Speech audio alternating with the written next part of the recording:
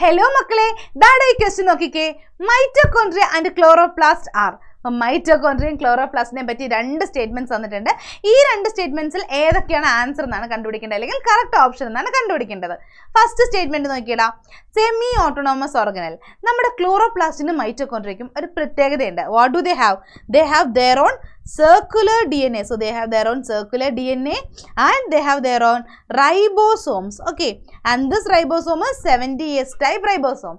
So since they have their own circular DNA and ribosome present, they are called as semi-autonomous organelle. What is a semi-autonomous? So they are not completely autonomous. They can produce small amount of proteins that they need on themselves.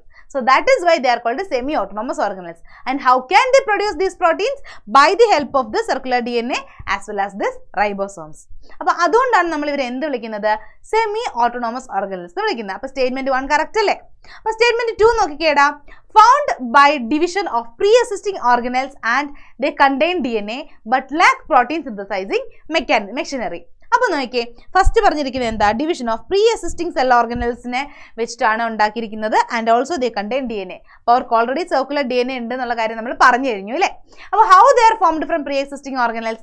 നമ്മുടെ cell cycle and cell ഡിവിഷനിൽ G2 ഫേസിൽ നമ്മുടെ synthesis of RNA അല്ലെങ്കിൽ synthesis face കഴിഞ്ഞിട്ട് G2 ഫേസിൽ വരുമ്പം അവിടെയല്ലേ നമ്മുടെ mitochondria അതുപോലെ തന്നെ നമ്മുടെ സെൽ ഓർഗനൽസ് ഒക്കെ ഡ്യൂപ്ലിക്കേറ്റ് ചെയ്യുന്നത്. അപ്പോൾ ആ സമയത്ത് ഉള്ള സെൽ ഓർഗനൽസ് തന്നെ ഡ്യൂപ്ലിക്കേറ്റ് ചെയ്ത് രണ്ടാകുകയല്ലേ ചെയ്യുന്നത്. അപ്പോൾ അവർ പ്രീ എസിസ്റ്റിംഗ് ഓർഗനൽസ് എന്ന് വരുന്നത് പറയുന്നത് കറക്റ്റ് അല്ലേ? അവർക്ക് DNA ഉണ്ടെന്ന് പറഞ്ഞത് കറക്റ്റ് അല്ലേ? But they lack protein synthesising machinery എന്ന് പറയുന്നുണ്ട്. പക്ഷെ since they have circular DNA and 70S റൈബോസോം, they can produce certain proteins that they need on themselves. അപ്പോൾ അവർക്ക് പ്രോട്ടീൻ പ്രൊഡ്യൂസ് ചെയ്യാനുള്ള കേപ്പബിലിറ്റി ഉണ്ട്. അപ്പോൾ അവർക്ക് ലാക്ക് ചെയ്യണോ? അല്ല, they have protein synthesising machinery ഉണ്ടാവും.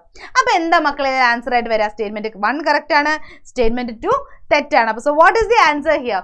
Answer is option B, 1 is true and 2 is false. So I hope you understood this. Okay, bye.